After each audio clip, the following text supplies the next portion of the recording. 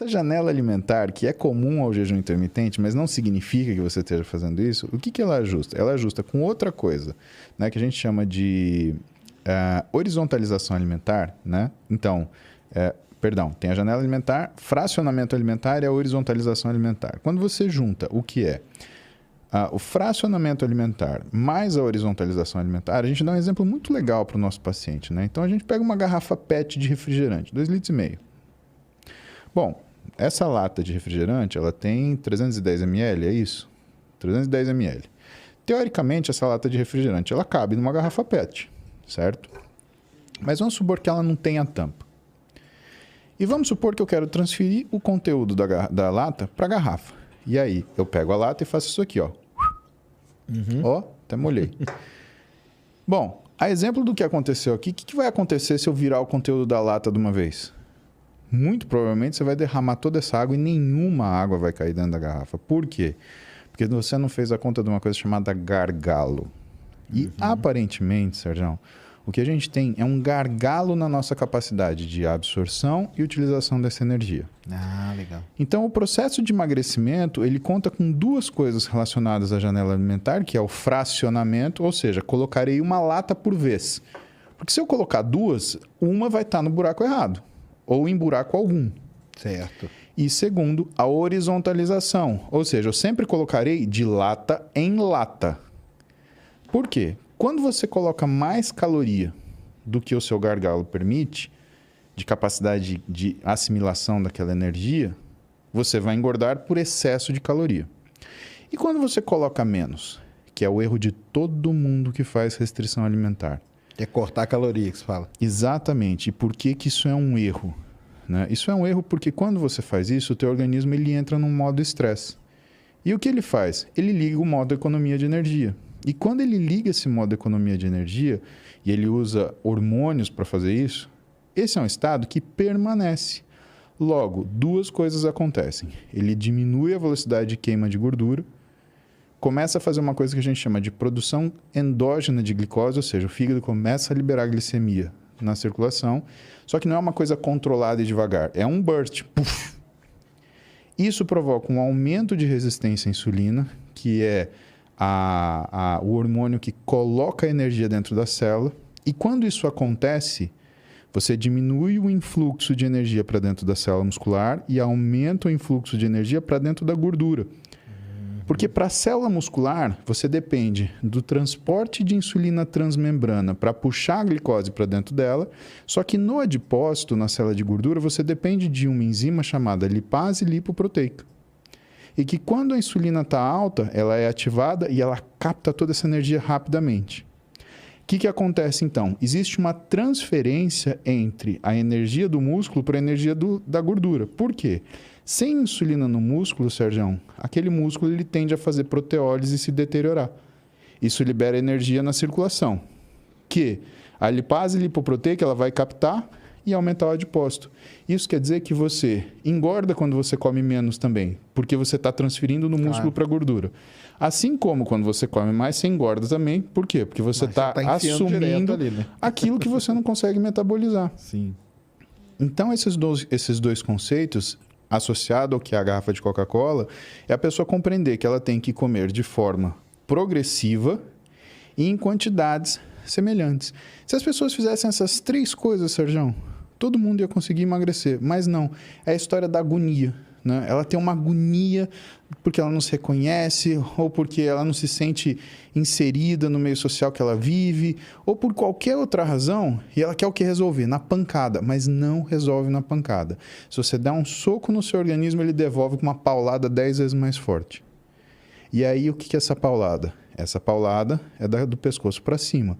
É a alteração do que é a sua forma de percepção da sua capacidade nutricional ou da sua situação nutricional e você desenvolve transtornos alimentares. Compulsão, binge, anorexia, bulimia, que são doenças que matam e que tem pessoas que lidam com isso de forma profissional e maestralmente.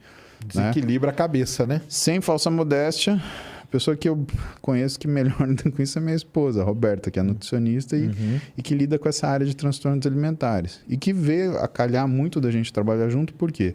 Na área esportiva, por conta desse esforço contínuo e mal dirigido das pessoas que fazem atividade física, pelo menos em relação à parte nutricional, levam elas a ter transtorno alimentar. Então, é uma pessoa que está fora do peso, que chega para o médico ou para o nutricionista e fala, não, mas me dá uma dieta mais restritiva. Pô, mas você já fez a dieta restritiva e você viu que isso piorou sua vida. Você quer mais restritiva?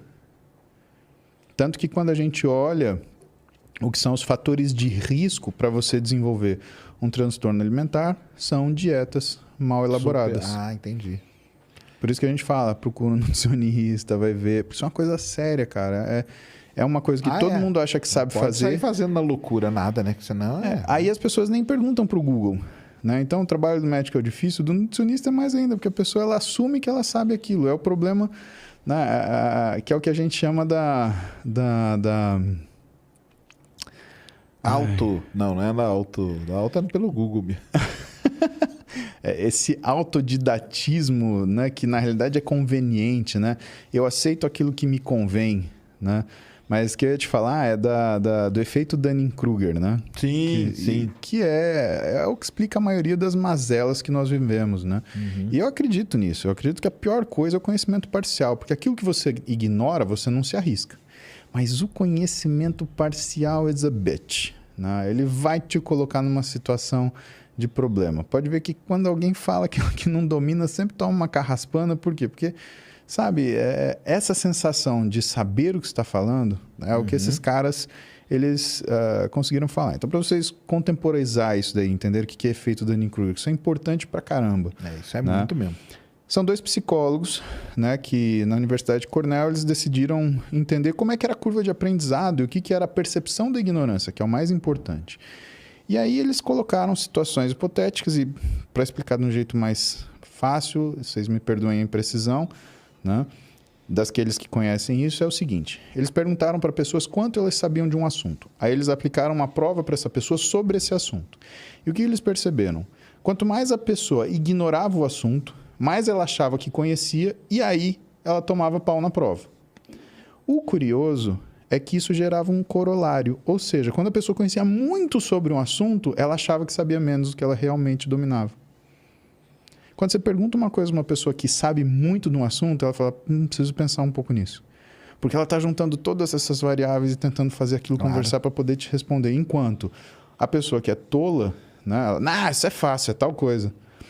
Bom, resolver a vida no tapa assim tem seus riscos, né? Que é o que a gente recomenda para a pessoa não fazer. Então, lição de hoje para vocês, se vocês querem uma lição importante, é não façam dieta no tapa. Grandes chances de você se estrepar.